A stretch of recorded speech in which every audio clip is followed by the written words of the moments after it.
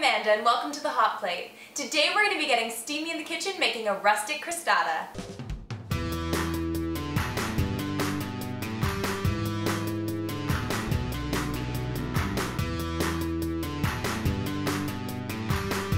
I love making crostatas. Basically a rustic Italian pie that is supposed to look imperfect, which many of my baked goods already do.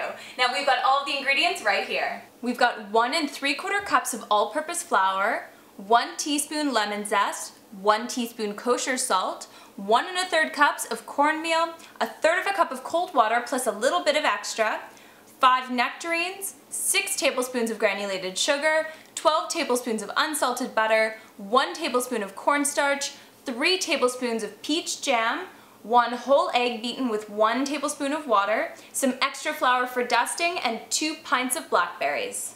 Slice the peaches around the middle and then turn them so that they break in half. Cut each half into 8 even-sized slices, then add them to a large mixing bowl. Once they've all been sliced, we're going to be dumping in our blackberries, 3 tablespoons of granulated sugar, and 1 tablespoon of the cornstarch. Give it a stir and set it aside for 30 minutes. For our crust, start by pouring the flour into a large mixing bowl. Add the cornmeal, the salt, the sugar, and the lemon zest. Then give it a stir all together. Next, we're going to be adding in our 12 tablespoons of butter, which we've cut into 1/2-inch pieces. Using 2 knives, start to cut the pastry. We're going to continue to move our knives back and forth, cutting the butter down until it's in a pea-sized shape.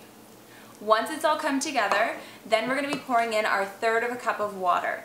Once the dough starts to come together, if it still looks a little bit dry, continue adding a tablespoon of water at a time until it comes together but is not wet. Lightly flour a surface and roll the dough onto the surface. Knead it a few times and form into a ball. Next, we're going to grab a 14-inch piece of parchment paper and we're going to lay it down on the surface. Lightly flour the parchment paper and put our ball of dough onto the parchment. Then using a rolling pin or a wine bottle, we're going to roll the dough out until it's a 16-inch circle. The next step is optional, but if you happen to have 1/2 cup of ground graham cracker crumbs or 1/2 cup of ground almond meal, then you can just spread it inside the interior 10 inches of our crostata crust. Next, around the outside of our crust, we're going to be brushing our egg wash lightly. Grab the fruit and we're going to dump it on top of our crumbs. We're going to make sure that all of the fruit is spread evenly. To make the edging of this crostata, we're going to start by carefully pulling up part of that edge of the crostata. Then fold it over. Next, using your other hand, repeat that same motion, creating a light fold. Continue folding the dough over itself as you work around the outside of the crostata. Now we're going to pick up our egg wash again and we're going to lightly brush the outside of our crust. Now we need to preheat our oven to 350 degrees with a baking sheet inside. The reason we rolled it out onto parchment paper is because we can actually bake it directly onto the parchment paper.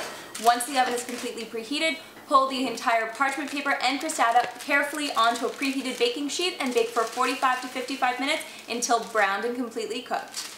Once your crostata is completely cooked, we're going to heat those peach preserves until they're nice and loose. Then we're going to be brushing it over the top of our fruit.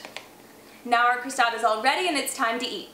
Our crostata is all done. Now this is one of my favorite summer combinations with the nectarines and blackberries, so I can't wait to get a bite in.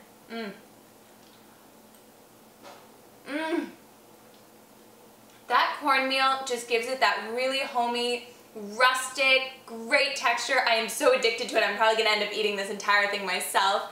Thanks so much for checking out The Hot Plate, guys. Make sure to check out this and all of our other episodes and recipes at thehotplate.com and updates on our Facebook page, facebook.com/thehotplate.